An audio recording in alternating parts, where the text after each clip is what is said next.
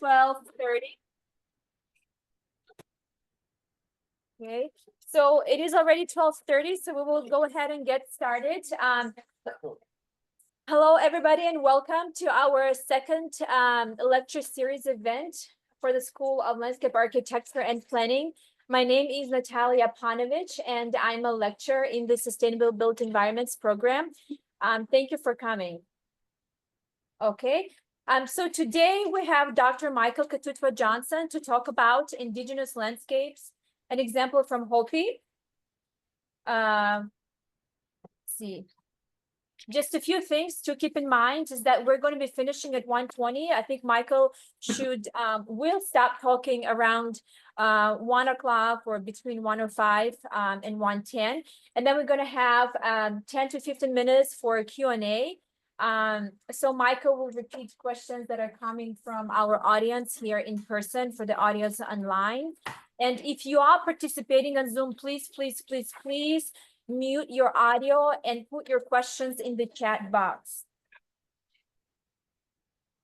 And let me just introduce Michael here. Michael is an assistant professor of Indigenous Resilience at the University of Arizona's School of Natural Resources and the Environment, Cooperative Extension, and the Indigenous Resilience Center. His research focuses on Indigenous traditional ecological knowledge and land use management schemes related to food, energy conservation, and water. He's a member of the Hopi tribe, and most importantly, Dr. Johnson remains a traditional Hopi dryland farming practitioner, and I think that's what you will talk to us about today. Yeah, so thank you so much, Michael. Yeah, make sure that the camera is pointing at you at all times. Okay, I appreciate that. Well, thank you guys for having me here today. First time I've been to the architect school. My brother was an interior architect, works in Connecticut now. But when he was a young man, we were little boys, he was always building these paper cities in our bedroom. And so when I saw some of those little things that were created out there, those beautiful pieces of work, I said, man, this just reminds me of a long time ago. So, like she said, I'm from the Hopi Indian Reservation. I focus on traditional indigenous land use management schemes. And so I'm going to give a little talk partly about my agriculture and also about the house that I'm building that you see in that picture. That's a house I started in 2004 using all traditional techniques with some modern implemented supplies on that. But you can see how well it fits into the landscape. Just with the materials that I use. And so I'm a big fan of using what's there if possible, rather than having to reinvent the wheel and make something else that doesn't necessarily fit or it's just hard to get rid of after a while. So, some of the environmental factors, to get real close to this, in a semi-arid climate, 45 to 5,500 foot elevation, the main thing and this is what's unique, that we only get 6 to 10 inches of annual rainfall a year. And that's important because when I was at Cornell, they told me I needed 33 inches of rainfall a year to raise things like corn and squash and stuff like that. But because we've been in touch with there for such a long time and we know our place, we're able to do that and our crops have adjusted with us. And so this talk about climate change and everything like this, we've seen these droughts before, but we have ways to adapt and to manage them. So it's really about adaptation and adjusting to what nature gives you in order to survive in a certain location.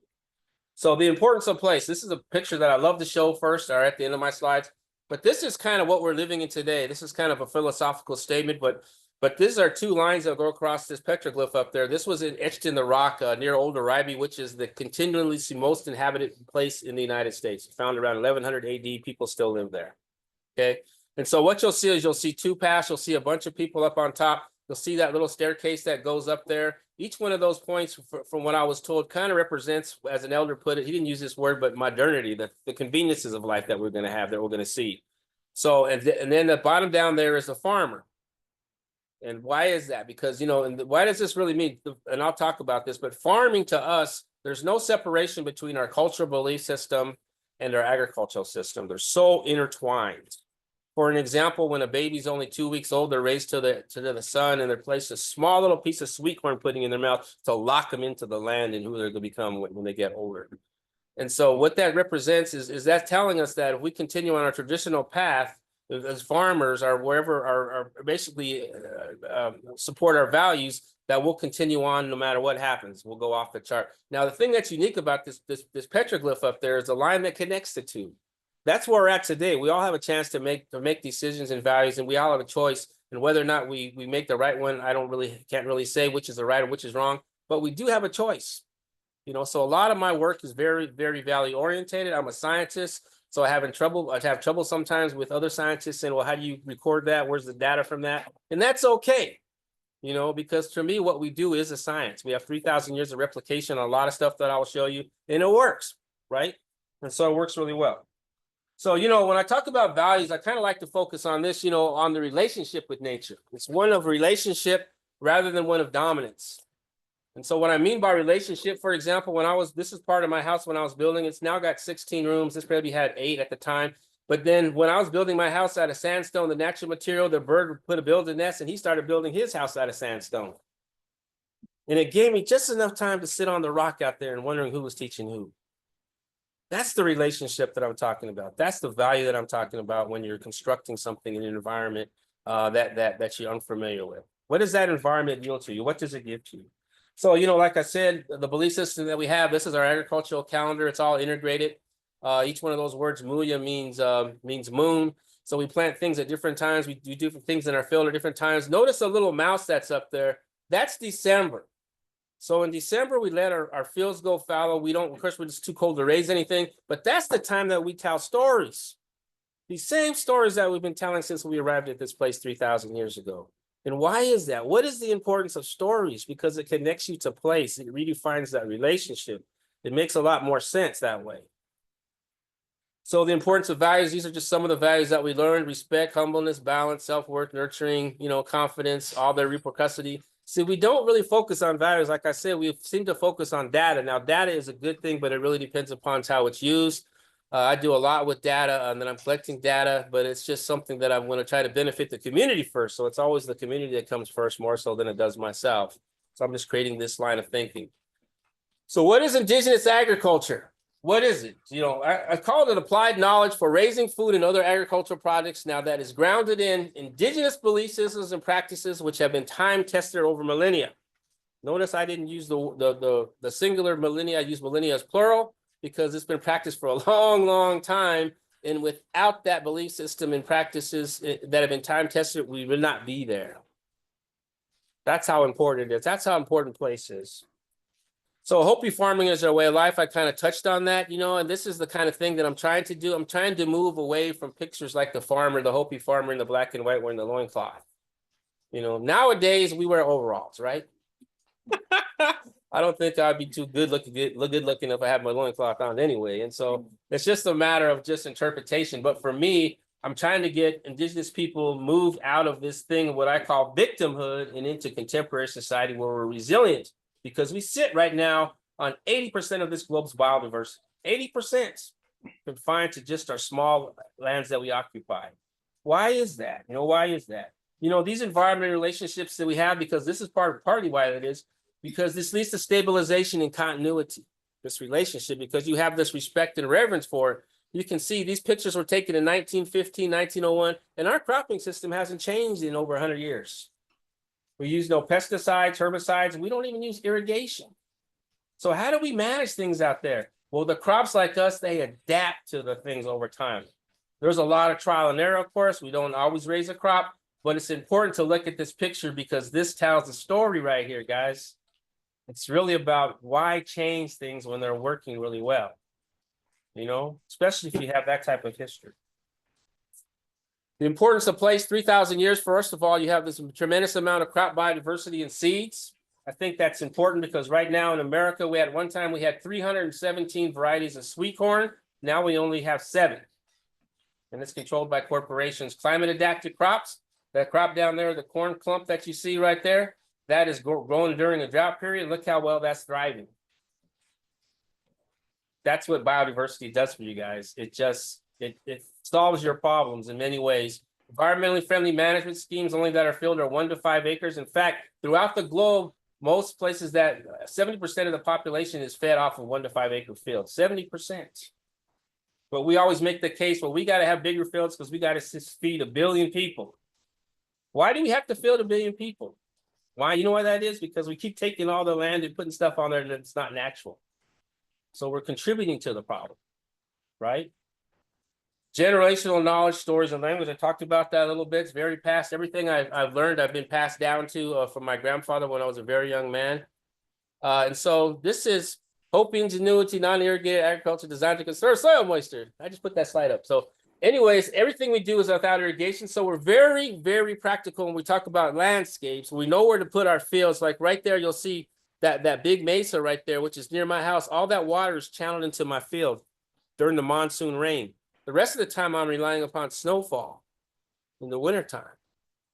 And then look at the clumping of the plants, and I'll talk about that in a little bit. That's necessary out there because everything we do out there agricultural is to conserve soil moisture. Physically, spiritually, all of our ceremonies are designed to bring soil moisture or to bring moisture. They're all integrated. Somebody asked me one time and they says, Mike, why don't you just irrigate everything? And I looked at him and I said, what the heck am I going to pray for? Right? Because our ceremonies are integrated that deeply into our agricultural system. And there's a good thing about that too. So we use existing vegetation as indicators of soil moisture. So I'm able to look at these plants because we've been there so a long time. They all have different rooting depths, and I've measured this. So I'm able to tell how far and how deep I need to go just by looking at these plants. I don't need a soil moisture probe. I don't. I can just tell. If I see abundance of one of these ones, I know how deep I need to go. And that tells me, those are what they call, the fancy word for that is what they call biological indicators. The fancy word for this now is called traditional ecological knowledge. I like to call it the things my grandfather taught me. Makes a lot of sense that way, right? So break it down simple. Communication is very important in these type of fields. So environmental factors, plant spacing and planting depth, and there's reasons for that, soil moisture, but just that one technique of clumping and the beans are clumped to, for one thing, that helps with self-pollination because the rows are not standard. In conventional agriculture, they're 14 and ours at 6 feet. And so they help pollinate each other. They help shade each other during the hot climate. They also provide protection to each other. It means the ears will pop out on the outside, but the ones inside that can't get the predation or whatever gets in there can't really get to them real good. They shade each other. And also when you knock those down, you just take the ears, and then the following winter, when the wind blows across the field and brings the snow and they start piling up on the down plant, the following year you plant in between those rows because that's where most of your moisture is going to be. And the only way you can know that is if you've been there for a long time. 3,000 years of replication. Just recently, or in 2021, they said that traditional ecological knowledge is a science. When I worked for the Natural Resource Conservation Service and I wanted to say, how come we can't have subsidization for these type of techniques? They work. And they said, because you don't have any scientific data to show that they work. And I said, we got 3,000 years of application. What more data do I need? Because observation and data are one of the biggest things that we can have in the scientific method. So very interesting. So these are some of our dry farming equipment. This is, for example, because we rely upon soil moisture, we have deep row planters. Corn and Hopi is typically planted anywhere from 6 inches to 1.5 feet deep. The corn you raise in the store is only about an inch. So if you look at the nutrient density of these traditional crops, it's off the charts, almost 10 times higher than what you're eating right now. Why is that? Because it sucks up everything. You're not using pesticides, herbicides, irrigation. It's sucking up everything that naturally comes in. Then the top one, you got a single row planter, a single row cultivator up there. It only takes off 2 inches of the soil because you're trying to manage your weeds. And weeds are a big problem because they compete with your soil moisture. And that's something that, because we don't have that, we don't irrigate, we don't have that many weeds. Once we clear it, we clear it. When I was at Cornell, man, they had a lot of weeds back there, but they receive a heck of a lot more rain back there than we do here, right? There's a whole different taxonomy class in plant science than we do have here at the University of Arizona. I didn't even know what those plants were. I still don't, So too green anyway. And so plant blast adaptive management techniques. So this is what I'm talking about. So you take what nature gives you, for example. A lot of people like to ask me, like, well, how do you rotate your crops, or or how do things happen, or where do you get your soil amenities from? How come you don't use those things like potassium and all those other fertilizers and compost? Well, look at that picture kind of in the middle right there that has all the dark ground. That's after new soils came in off of one monsoon event. So location is important. You're bringing all new soils every single year. So why do I need to rotate anything, right? And all those beautiful nutrients and minerals are taken up by the plant, and that's what I'm eating in the end. So when you roast that corn or cook that corn and boil that corn, the fresh stuff, man, it smells like rain. Kid you not. It's like a big heavy plunk of food. It's really good for you. So learning from the past, and I think that's what a lot of my work's focusing on. It also talks about nurturing, bringing things back home. These seeds that I collected were from Glen Canyon back before it was Lake Powell. So these are 800-year-old seeds. There's a big story on this, and I grew these out this year. 800 years later. So 800 years later, they were eating that little beautiful corn over there on the other side. Can you imagine that? And I didn't need to take this from a big old museum that's $1 billion museum. These seeds were stored in the ground in sand in a cave where penetration couldn't happen. Simple. There's a lot to be said for simplicity. There really is. And I'll talk about that when I get to my house. Okay, the benefits of indigenous farming, a lot of this stuff is pretty standard, environmentally friendly. It helps reduce obesity. Fortunately, here in Southern Arizona, we have one tribe that has the highest diabetic rate in the whole globe. In fact, if you're American, you're born on a reservation, and you're American Indian, you have a 50% chance of getting diabetes, 50%. Because of the food you're eating, right? It's the environment that you're from. When you change locations or when you change place and you move away from those traditional foods where you've been accustomed to, things like that happen. You get sick, And so a lot of my work tries to focus on bringing back people to health. Food is medicine, I guess they call it. So, environmental landscapes, biomimicry. Does anybody know what biomimicry is? I hope so. You guys in architect school. And so it's kind of like using nature, right? Living with nature, kind of imitating nature to some aspect. So this is my house. I started in 2004. And we'll talk about that a little bit. So you can tell on that big picture, look how well that blows into the landscape, guys. That is just using materials from where I have right there. That's what we've been doing for over 3,000 years. Using what we have. We don't have a Home Depot, wherever we get our lumber from.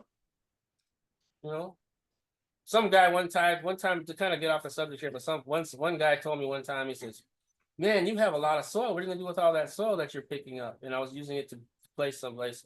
And I said, "No, sir, I'm not gonna make a garden out of that. I'm just buying my land back one bag at a time." Kind of a political joke, but I thought it was good. So anyways, and so this is the beauty of this, building this type of house and this type of landscape. It's not destructive at all. And I'll tell you some, we'll talk about some materials. So here's some of the materials that I'm using. So at Hopi, we've always learned to have a big base, start with a big base. And then you're able to taper off. You don't have to sink your dwelling into the ground that much because of the base, the size of the base. I've got walls in this place that are 6 feet thick at the base. Very passive, right? Now, this is where I'm going to lose you in the technology because I don't know all the terms that you guys learn here in this school, right? But a lot of this stuff works. So we use Vegas, simple like that. And on top of those Vegas on the roof will sit about 6 or 8 inches of clay mix. That's as insulation. And down at the bottom down there, all that white stuff, that's like paint. It's like a mineral, but you soak that and then you're able to use natural dyes and create any color you want to because white is your primary color. So you're basically putting clay on clay inside your house. And that's the mortar too. It works like that. And so you have to make repairs, but man, that thing's a healthy house. I don't have 5G in my house. And so it's kind of neat to look at that, but that's the kind of thing. And you can see an example of that skylight up there, and that's my roof. And because we don't have building codes in our traditional homes, we're able to do these beautiful things. I love building codes because we need to have them in some ways because it's safe, and a lot of people like to take shortcuts. But we've been doing this such a long time that we kind of made our own building code. So it's a little different that way. Traditional and modern. So most of my house is kind of a mix. I got kind of the things like here, like the traditional place stove that you'll see, a grinding bin that I grind corn with sometimes. And then down below is my meeting room. It's a round thing. And that thing right there with that little pit down there and that little thing behind it, that's a ventilation shaft. That's your modern air conditioning right there. When I light that fire in that pit right there, it gets to a certain temperature and then that thing starts drawing air from outside down in and shoots it across that stone right there, which blocks it to keep the fire from going out, and it circulates back up in the opening in the roof. Sounds just like an air conditioner. Poof. Pretty neat, man. That's like 8,000-year-old technology right there. It's kind of cool to do things like that. But you can see the whitewash on the walls and how well that looks. There's no square angles in my house. It's all round. And the kids love it because they can't really know what's around the corner, right? It's kind of cool for them. It looks like big puffy clouds in there. And I hope someday you'll get to come up there and visit, maybe help me work on it. I'm always working on it, right? So on the right-hand side, you'll see that's my passive solar greenhouse that I'm putting up right now. That's attached to the house on the south side of the house. There's my dining room, the second picture down. That's kind of what I've used. And so it's got plenty of light in there, windows on top, windows on the bottom. And then down there's just my little makeshift kitchen that I got up at Hopi too. And so propane refrigerator, propane stove, solar panels for electricity, composting toilet, on-demand water heater. So I'm off the grid totally. And satellite from internet. Peaceful out there. It's the only place I know that you can light a fire on the roof and don't have to worry about your house burning down. It's kind of cool like that. But you got to remember, like rooms like this, big rooms like this, these are meeting rooms. That's where we get together. So I'm trying to figure out ways to reinvent tribal housing where you have rooms for like the elderly people when they come live with you, because most indigenous societies, we still take care of our relatives in a lot of ways, you know, to kind of expand the rooms and to make the comfort levels fine, you know. So I'm working on talking with tribes about that right now. So this realization of a still landscape. So what I try to do is I'm also trying to change the narrative. I just talked about that earlier. I'm trying to move indigenous people and other people looking at us like as victims, especially ourselves talking about us as victims, because we're not. We're very resilient. We've been here for a long time. So I want to remove us away from that. Like I said, 80% we sit on 80% of global biodiversity, which is very important to understand for a number of reasons. But this is kind of where I'm at right now. This is what I'm doing. A lot of this stuff is what I'm doing, community and agriculture. This is what I'm doing here at the University of Arizona. The first thing I'm trying to do is develop a process to make sure that indigenous societies benefit from their seeds, things like corn and beans and melons and squash. So what I'm also trying to do here is put together what they call an institutional review board process for seeds. Not all seeds, but just the ones that we domesticated for. I've also got something going on right now that if we're lucky, we'll be able to map out some of our traditional stuff compared to the stuff like Barry's raising and then make a claim on it. Not to stop their production so that we make sure that we're having benefit sharings going on. That kind of crop is over a $3 billion industry, and the indigenous people that struggled 10,000 years to domesticate that get anything from that? No, they don't. So we need to look at that.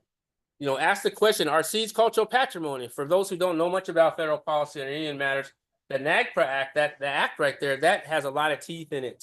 Right now, just cultural items are put under there. So I've got a paper coming out in the UCLA Law Review that basically is going to redefine seeds as cultural patrimony and see if we can get some legislation to get that through, because then we have the teeth in our intellectual property rights protected.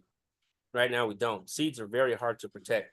And so growing out seeds for the benefit of indigenous agriculture. So I've got stuff going on not with that to grow those out at a bigger scale because they're disappearing fastly. Nutritional analysis I talked about and just mitigating risk to tribes. So I do some of the technologies here, like I've got a thing at the Campus Ag Center, and I'm looking at the different irrigation methods because I want to make sure they work before we take them out there. Because sometimes when you go to a tribal community, take modern technology, one thing, the cost is too much.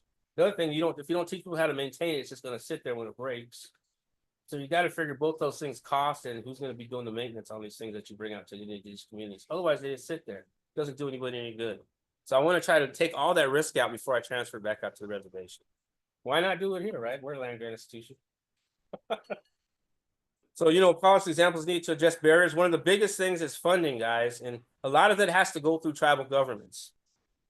And I don't want to bag on self-determination or anything like that, or all the stuff that are tribal sovereignty, but we need to find what those native-led nonprofit organizations need to find a more better funding source, a more sustainable funding source, so they can keep doing the things that they're doing with their community, like building them homes and providing them food, things like that we've seen was exemplified in COVID. You know, land grant universities, I think we should become like what they call TCUs, the technical service providers. We should help them write these grants. We should be on top of that. Because we have all the stuff. My God, I brought in, I think, $7 million worth of grants last year. And I had people helping me with that. Because I don't know what an ETA is or ETFR or budget stuff or any of that stuff. But I have people helping me with that. If they can help me, they can certainly help a tribe. Natural resource data collection from Indian countries is very important. It's just missing badly. For an example, if you look at the weather stations that NOAA has out there, you overlay that on top of Indian country, what I call Indian country. Indian country is a term that is used by the federal government. That's what they call us. And so there's hardly any weather stations out there, and you need that data in order to participate in some of these beautiful conservation programs that are out there. And tribal agricultural code, that's one of the things I'm trying to get the people to adapt in the different reservations to protect their ways. Because if you don't have a code in your government, then you have no support. The lawyers have nothing to put their teeth into. So you need to have a code. Revitalization of the American Indian food system. This is a grant from Rockefeller, growing out traditional crops, nutritional analysis, developing a regional tribally based network. I've already did a needs analysis on that to look at the 22 Pueblo tribes. My biggest dream is to have everybody come together again and then plant an acre field up in Mesa Verde National Park as a demonstration plot of what indigenous science really is. And it's going to happen. Development of tribal agricultural data model, and look at the policy and procedures of the various seed holdings, which I've got the results back from that, and I'm going to produce a paper on that in the School of Anthropology. So what is the heart of evaluation? So what I'm going to talk about, I'll go back to a little bit of values. Right now, when you go get government funding or you go get nonprofit funding, private sector funding, they always look at their values and are based, not really values, but their deliverables are based upon numbers. But when you talk to the community, these are their values. So why not say, why can't we base our impact on the values that the community has? Beautiful thing like that. Recently, I gave a talk to some people in Kyoto, Japan. We talked about they talked about their traditional rice and our traditional corn, and we looked at the comparisons and the value, what that really means to us as societies. In fact, I'm going to Japan in May to do one of those things again. I've never been there, but we'll see what it's like. They got a lot of AI there. So we'll check it out. AI, everybody knows what AI is, right? You use it all the time, chatbot and all that stuff, artificial intelligence, right? So anyways, also co-collaborations. We just don't talk to each other enough in indigenous people and the scientists. We don't talk to each other enough. This was at COP28 I was out to speak at, because if we don't talk to each other, we can't understand each other. The biggest problem that we have right now, working with the Western science, is that they're always trying to take our models and make it fit with what they have. And that's a problem because they're very different value-wise and stuff like that. It's hard to get that rationality, but to get people to go side by side and talk to each other, to me, is the most important thing right now, the very important first step. This is just a plan that we came up with when I was working at the Native American Agricultural Fund. This will put food back into indigenous communities, good food, it'll build up infrastructure, it'll do a lot of good things to not only help Indian communities, but non-Indian communities in urban areas by presenting food hubs, processing centers, things that we need to help mitigate our food system here. Because I don't know if you saw COVID, man, but I certainly hate going to the store not having any toilet paper because it was all gone. You know what I mean? So we need to figure out ways to unify our supply chain so that everybody can benefit from that. So these are some of the things that I do. If I were to see anything on here, I would watch that movie Inhabitants, because it has a lot about traditional ecological knowledge and what we are still doing today as far as moving away from victimhood. There's some other stuff that I'm doing right now, but that's coming up in a few weeks. This is what I'm talking about right here. So what's going to happen now, guys? And we'll get a little bit of the political. What's going to happen with the new administrations in Indian country? Where's our funding going to come from? I don't know. That's a question that we all need to ask ourselves, especially in the environmental matters. And I'm not going to go into the politics of who's wrong, who's right, but I'm just wondering where it's going to come from. And will the nonprofit sector step up like they have been to help Indian country out a little bit? We'll see what happens, but let's leave it at that. And so, but I will offer this glimmer of hope. I've got a partnership with the United Way. We're still working on this, but we hope to get in Tucson School District next year and this fall. We give every person a seed, every child a seed, a cup of soil, and some water. Let them plant it, rather than a cell phone. Let them plant something. Let them get familiar with the environment. Let them help support you guys someday. It's important. We'll talk to our younger generation. You guys are what, all Gen X? I was looking up that thing to see where I fit in. Guess I'm a millennial. I don't even know what all this, and I don't know if there's anything below Gen X. Is there something below Gen X? What do you call it? Gen Z. Gen Z, see? I don't know where they're getting all these gens from, but anyway, it's kind of interesting. So that's what I plan to do. That's kind of my glimmer of hope, and I want to leave you with that on a side note. And so this is my house, and so were there any questions that anybody had to ask? Thank you.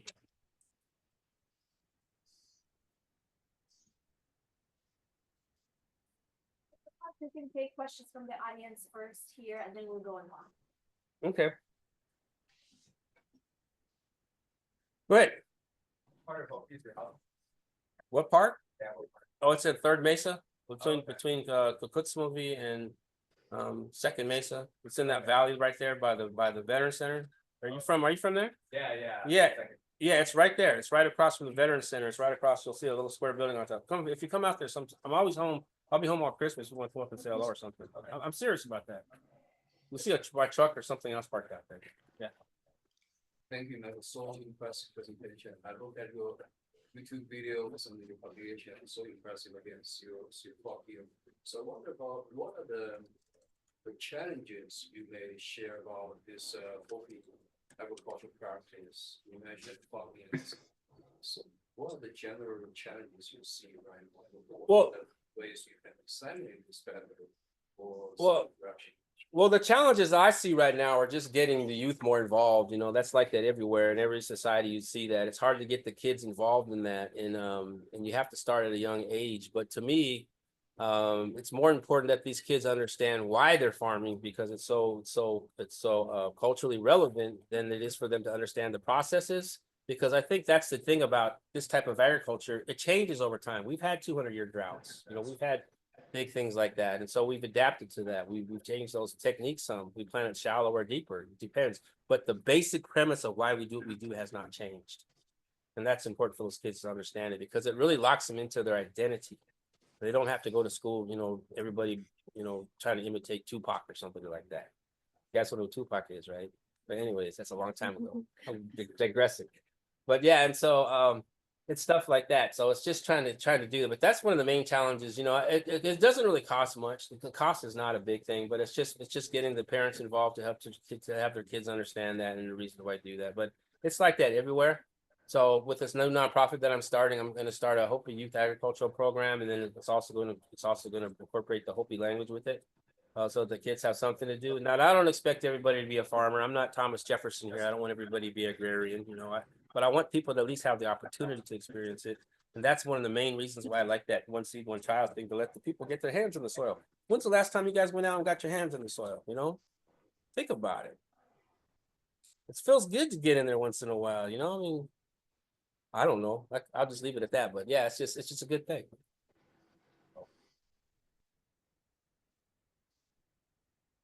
Yes. Any more questions? Yes. Nice to see you again. Nice to see you as well. Thank you again for your work and yeah, just seeing your house progress is really beautiful. And with that, I'm wondering if you see a way that our college can be more involved as far as, you know, landscape architects, the sustainable built environment students, the architects themselves. Like, are there ways that we can work with communities and people like yourself to learn from this and not appropriate this, since it feels like it's so dire right now to kind of just acknowledge the science and learn from it? Well, I think it's just, to me, it's just building up that trust, you know, and more people like me going out to the different reservation communities and seeing what they need. You know, I don't like HUD housing at all because it's so poor and it just awfully insulated, especially down here where you got 115, 120 degree temperatures. And so those relationships can be built by just partnering on grants, things that I'm doing, and also for me to remember, and also for me to come over here and see what kind of technology you guys are using nowadays. I have no idea what you're doing over here. You know, so it's again, it's that communication, it's that understanding on what it means to be an architect today, what kind of materials are available. So I don't know. I mean, I could take you to home and we could have a verse trade. What are we using out here? So that's also important because I'm so place-based. What do people have? What can they build with? Not only at Hopi, what could they build with back in the East? What were they using back in the days? You know, what are the materials that are there that don't cost as much as going and putting something synthetic together? You know, and then doing stuff like that, because the tribes do have sovereignty, so they have a lot of things they can do. You know, especially if you're not using federal regulations, you can do things. I didn't use one code in my house. It's not going to burn it down, but it's kind of cool to do that, right? It's kind of like every little kid's dream, you know, build something like a cardboard box or something, build it, right? It's kind of cool like that. And so, yeah, that's how I would do it. That's how I do it. That's how I do it. Yeah. Yes, ma'am.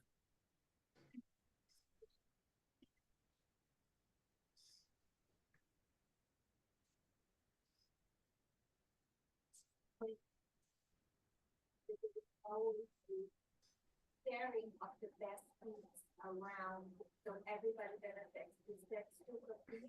Yeah, the question was, you know, are she still shared at Hope? And yes, they are. They're still done that. In fact, Hopi is a very matrilineal society still. That means the women, this is something that a lot of people don't know, that the women are in charge of the field. They own the field, they own the house, they own the harvest. Of course, they own the seeds. They distribute those seeds come in planting season. They take care of those seeds. They wash those seeds. They do amazing things. And so that's still happening. You know, I mean, we're still sharing our seeds. We need to figure out, I'm trying to bring back some of those older varieties too, so we can do that like the 800-year-old variety and share those, because it really is about sharing. Hopi is a very beautiful place, and we talk to each other. We do share. We have political differences sometimes, but we do share a lot. Nobody goes hungry on Hopi. We always take care of each other. There's no homeless people on the Hopi reservation. We always like to say, we could be houseless, but we're never homeless because we've always been there, right? That's a beautiful thing to think about, right? And so, but that sharing is still going on. Yes, sir. Tell us more about finding those 800-year-old seeds. Oh yeah, well that was the question was, talking about the 800-year-old seeds. There's a story out there, Good Food, Arizona, I believe, that I can give you a link on. But for the most part, it was given to me by a colleague, another extension agent in I think Coconino County. She knew this gentleman who actually did this when he was back in '64. He was still young. He had a kayak, and as that lake was filling up of Lake Powell, he got access to these caves that apparently no one had been in before, because they had over 2,000 archaeological sites before they flooded that thing. And so he gave to her, she gave to me. I planted the first year, I planted them too deep. They didn't were propagated properly. I planted them too deep, and they leaked out underground. And so this year I planted them shallower, which makes sense. And they came up and they did really good. I was really happy about that. But I went down to see that guy who gave my friend these seeds. His best friend lives in Jerome, and I just went to verify the story, but it was the same story that I heard, and it was good. Apparently this gentleman was dyslexic and all kinds of stuff, but he got these seeds, and because that gentleman in Jerome grew some out too, so that's kind of cool. But for us to get these back and bring them back home is important. And I think, when we bring these things back home, then we also need to bring the resources in order to grow those out properly. It's like taking children home and not having money for diapers or food or anything like that. That's the intimate relationship that I'm talking about when I talk about seeds. Michael, maybe we can switch to online questions. Yeah. Okay, let me see here. I got everybody's comments. I appreciate everybody trialing in here. There's a question that says, I'm thinking about co-production of knowledge, and you mentioned adapting the farming techniques you use to changing conditions. Do you or your folks work with draw-on techniques with other indigenous communities as part of your adaptive practices? Are there any examples of this that you can speak of? I'm most of the time that the Pueblo tribes, the one that lives in Arizona, the Hopi, the other 20 live in New Mexico, and one that lives in Texas. We do share these things, I mean, even looking at the Hohokam that are now the Gila River down here and stuff like that. They have when you look at some of their archaeological sites, the planning's the spacing's the same. It's usually just when you do have a chance to use irrigation, you flood your field early and then you let it go. And then you only use it 2 or 3 times after that. So it's very conducive. So those techniques, we do share those techniques, but it's only usually shared within groups. Now, people will say, well, why don't you guys use the 3 sisters? That's everybody's, indigenous, everybody looks at the 3 sisters as being the ultimate way. We tried that. I hope it wouldn't grow because it would be 2 plants would be too close together. They would all suck the moisture away from each other and it wouldn't work. So that's one of the bad things about that. But yeah, we do somewhat, but I think after about 7 generations, they say that you just keep those techniques and they kind of get locked into your society because they work so well. So I hope I answered your question out there, Kenneth. Thanks for asking that. And that's about it for the questions out there. Yes, sir. I have one more. You had mentioned and you showed an example of the living room and meeting space. Uh-huh. And you said that you were working to get that type of room in more homes. Well, yeah, it doesn't have to be a round room like that. It could be any type of community room. Like it could be your living room if you want it to be. I mean, it's just that type of thing. But to me, it's just it's a central location so that people can talk to each other, families in there. I mean, because when I'm in there, I can weave in there. I can have meetings held in there. It's kind of apart from it's in the house, but it's kind of apart from the house. And so it's just a very peaceful place, and so that's what I'm talking about. But as far as just like, tribal housing, a lot of, like I said, a lot of the elders live with their relatives. And right now you have an overcrowding in a lot of these tribal homes, way too many people living there. And we want people to be comfortable, right? And so we want to try to come up with a way that's also cost effective. Like, for example, could you imagine, you know, with Gila River putting in all these solar panels up and down their canals right now, how much energy that can generate to have to basically feed your own community. You know, up at Hopi, they've got a $20 million energy project, solar energy project that I hope they're tap into. That's supposed to be used to provide our own electricity to be sustainable. And so we'll see how that goes. I'm just curiously optimistic about these things, but I also know the maintenance of these things too. And some of that stuff is very hard. Somebody gave me some panels that were hydro panels, I guess they call them. They're about 5,000 a piece. And they take the sun and they generate it into water somehow, and then you're able to drink that water. It's quite a bit of water. But the problem is when that broke down, I had no one come up and help me fix it. So it just sat there for over a year. That doesn't do me any good. You know, plus I didn't like it because it makes noise. But that's just what I mean. And so it's just trying to get something modern and kind of make it fit in that environment. Just like our tractor. You know, we had the moldboard plow. Everybody knows what the moldboard plow is. It's a big plow responsible for the dust bowl. It just really flips the soil over and everything turns awful. And so we just have that straight blade now. So rather than just plowing deep like that in the soil where we lose our moisture, we just skim the top. And that's kind of adapting. That's kind of taking the modern things of life and bringing it home and using the best of what modern technology has to offer. And you can only experience that by going to the places where you're going to be building at. Really. So when Renee asked that question about, you know, working with this, we should try to set up some stuff out there to see what they're doing. Look at some of those homes and what they're living in right now, and compared to some of the stuff that they had in the past. You know, I think it'd be kind of neat to do that, and then kind of see if they can combine some of that stuff. Plus, you're building a relationship and talking to people. You know, get out of this box you guys live in. Beautiful box, by the way. But just see what's out there, right? Yep. Thank you. I have a question for you, Michael. And pardon me if it's my ignorance. Why are more people not doing what we're doing on reservations? Why are they not using the materials around them to build homes? You know why? Because it's very labor intensive. You have somebody build something for you, like the government does, then why would you want to do it? You know, and that's part of the values that we're losing sometimes, and that's the honest truth. You know, these things are very labor intensive. And what you learn from that, you learn a whole lot of good things, but you also struggle sometimes, you know. And when you don't teach enough of that, it makes it even harder because not everybody knows how to do those techniques again. So you have to show all over again, right? And so that's the big problem. It's losing that knowledge that makes it harder for people to really do it. And sometimes they're even embarrassed to do it because they don't know how to do it. So there's all that. Does that make sense? A little bit? Thank you. Yes, ma'am.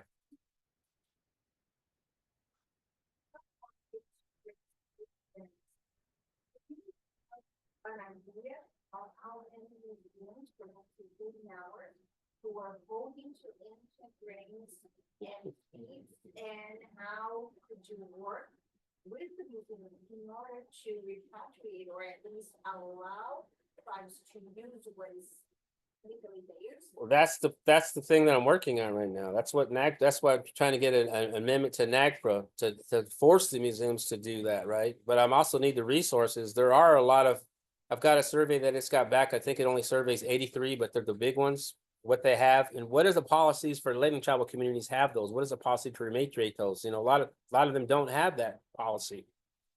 And so like the GRIN, the big genetic database they have at USDA, tons of seeds over there, but tribal members can't access those. Research people can do it, institutions can do it, but not the tribal communities. They can't access those. Too much paperwork, right? And so those are the things I'm trying to work on. But you know, people that are going to stop me are going to try to stop me, be ag business and the corporations, because they don't want that to be, they want to monopolize things, and I can honestly say that. But why not be like, you know, the little David and Goliath thing? You know, why not get my little slingshot and start swinging it around? Who knows? So anyways, appreciate that. Is there one more question online? Let me see. Okay. Nope. Just great presentation. Thank you. Well, thank you so much, Michael. Thanks a lot. Yeah. Thank you, everybody out there in the Zoom line. Appreciate you. Thank you, Michael.